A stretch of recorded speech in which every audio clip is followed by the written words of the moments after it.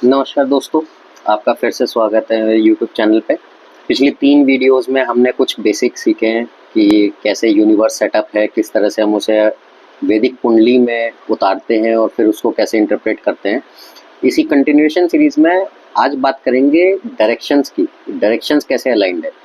आपने ध्यान दिया होगा जब लास्ट वीडियो के अंदर में मैं बताया था कि जिस समय हम लोग वैदिक कुंडली बनाते हैं, हम लोग एक रेक्टेंगुलर फिगर के ऊपर में 12 बॉक्सेस में इसको डिवाइड कर रहे हैं और हमने कहा था कि ये फर्स्ट हाउस है और इसके बाद में 12 हाउसेस यहाँ पे हम लोग आइडेंटिफाई करते हैं। हर हाउस का अपना सिग्निफिकेशन है लाइफ के हर एक पार्ट के साथ में। मोस्ट इम्पॉर्टेंटली ये बोला था कि ये ईस्ट डायरेक्शन है, तो जो भी ईस्टर्न हॉराइजन पे साइन राइज करता है वही आपका लगन कहलाता है। मान लीजिए यहाँ पे 6 नंबर की वर्गो का साइन राइज कर रहा है, तो आपका 6 नंबर का लगन हो गया, क्योंकि फर्स्ट हाउस ईस्टर्न होराइजन में 6 नंबर की राशि वर्गो उस समय राइज कर रही थी जिस समय जन्म हुआ जातक का। तो यहाँ पे 7 नंबर की राशि होगी, यहाँ 8, यहाँ 9, यहाँ 10, ऐसे करते हुए। बट ये ईस्टर्न होराइजन है। अगर ये ईस्ट है तो यहाँ पे नॉर्थ होगा, यहाँ पे आपका साउथ, वेस्ट और यहाँ पे साउथ। अब इसी को अगर दिशाओं से समझें, जो काल पुरुष की कुंडली है, तो काल पुरुष की कुंडली के अंदर में ये कहा गया है कि हम जब भी कुंडली बना रहे हैं तो हम फर्स्ट हाउस में फर्स्ट साइन से ही शुरू करें। तो ये काल पुरुष की कुंडली बताई गई है कि मतलब रेफरेंस के लिए, स्टडी के लिए जो कुंडली बनती है, तो यहाँ ईस्ट में फर्स्ट हाउस में आपका 1 नंबर साइन यानी एरीज। तो ये ही है कि कैसे ऋषियों ने स्काई को जब 360 डिग्री में बांटा और उसको 12 भाग किए, तो हर एक 12 जोन्स बने। वो हर एक जोन को हम लोग राशि कहते हैं। हर राशि जो है 30 डिग्री की होती है और ये शुरू होती है एरीज से, फिर जाती है टॉरस और ऐसे करते हुए नीचे पूरी 12 राशि तक। और ये जो पहली राशि है एरीज, इसको अगर हम फर्स्ट हाउस में रखते हैं तो हम लोग कहते हैं कि ये कालपुरुष की कुंडली का हम लोग अध्ययन के लिए इसको ऐसे यूज कर रहे हैं। लेकिन ये कोई भी साइन यहाँ पे राइजिंग हो सकता है based on the date, time and location of the birth of the native. ये नेसेसरीली यहाँ पे एक ही नंबर होगा ऐसे नहीं है। ये फर्स्ट हाउस होता है, इसके अंदर में जो भी ईस्टर्न होराइजन पे राशि राइज कर रही है उस समय particular time of the day में, ऑन दैट डे, उसके हिसाब से यहाँ पे रखते हैं तो ये लगन बनता है। अब इसी को ही अगर हम दिशाओं से देखें तो बहुत ही सिंपल तरीके से मान लीजिए यहाँ पे हमने कहा ये ईस्ट डायरेक्शन है, ये वेस्ट हो गया, ये नॉर्थ हो गया, ये साउथ हो गया।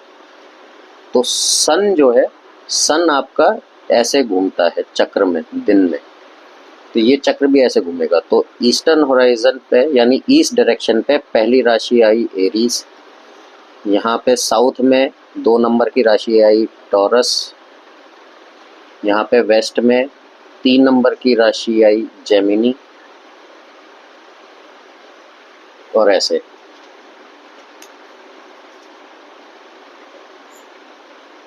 नॉर्थ के अंदर में आएगी 4 नंबर की कैंसर, फिर यहाँ पे दोबारा से 5 नंबर लियो और फिर उसके बाद में आएगी 9 नंबर सैजिटेरियस। ऐसे ही यहाँ साउथ के अंदर में 2 नंबर की टॉरस के बाद में आएगा 6 नंबर का वर्गो और उसके बाद 10 नंबर का कैप्रिकॉन। यहाँ 3 नंबर जेमिनी के बाद में 4 आप ऐड कीजिए तो क्या आएगा 7 नंबर लिब्रा और फिर 11 नंबर एक्वेरियस। यहाँ 4 नंबर कैंसर के बाद 8 नंबर स्कॉर्पियो, 12 नंबर पाइसिस। तो ये 12 राशियों का इस तरीके से डायरेक्शनली वो सेटअप बना।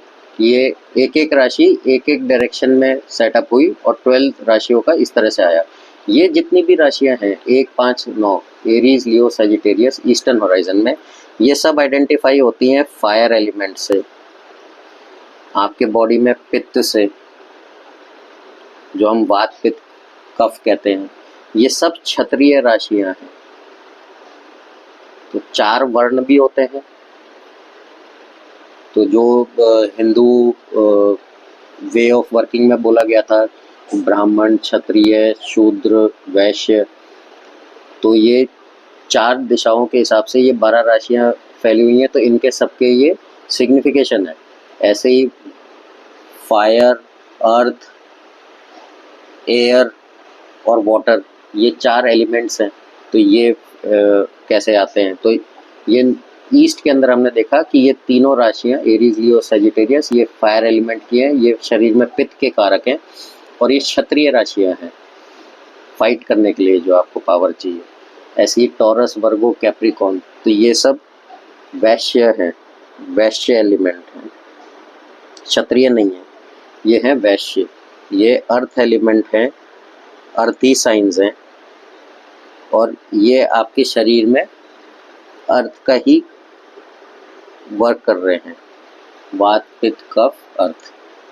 ऐसे ही आप अगर वेस्ट डायरेक्शन में आते हैं, जेमिनाई, लिब्रा, एक्वेरियस, ये आपके एलिमेंट्स हो गए शूद्र, जो कि काम करने वाले राशियां हैं, राइट।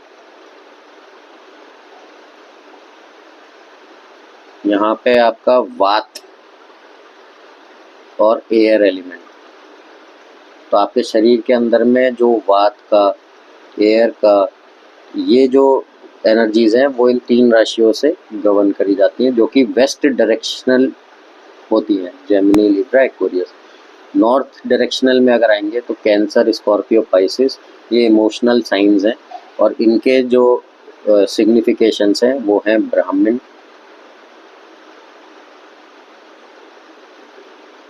कफ एलिमेंट के कारक हैं और ये वाटरी साइंस है। अब इनके क्या सिग्निफिकेशंस होंगे ये हम इन फ्यूचर डिस्कस करेंगे जब हम रियल लाइफ प्रॉब्लम्स डिस्कस करेंगे। बट हर चीज़ का अपने एक लॉजिकल और सिस्टमेटिक प्रोग्रेशन है। यहाँ तक के वीडियोस में मेरा वही आप सब लोग को बताने का पर्पस था। तो जब भी मान लीजिए अगर हम प्रेडिक्शंस पर निकलने जाते हैं और हम कहते हैं कि हमने कोई प्रश्न कुंडली बनाई है और हम किसी एक पर्टिकुलर हाउस से रिलेटेड किसी सिग्निफिकेशन को देख रहे हैं और हमने देखा कि उसके अंदर में जो राशि बैठी है वो ये है, तो उस सिग्निफिकेशन में 4 नंबर की राशि कहाँ आती है? नॉर्थ डायरेक्शन में। तो अगर आप कोई चीज़ खोज रहे हैं और आप कहते हैं कि वो 4 नंबर, वो चौथे घर से रिलेटेड है और वहाँ पे उस समय 4 नंबर की राशि प्रश्न के अंदर में आती है, तो इसका मतलब कि किस डायरेक्शन में निकलना है? नॉर्थ डायरेक्शन में खोजने निकलना है, ऐसे देखा जाता है। या कोई भी और इससे रिलेटेड हो। बट ये जो भी राशियाँ हैं इनकी क्या डायरेक्शनल स्ट्रेंथ है, ये किस एलिमेंट को आपकी बॉडी के अंदर में सिग्निफाई कर रहे हैं, वो इन राशिज़ के सिग्निफिकेशंस देखे जाते हैं। और इस तरह से फिर हम आगे इसके ऊपर में फलित को लेकर के चर्चाएं करते हैं जिस समय प्रेडिक्शंस करी जाती हैं।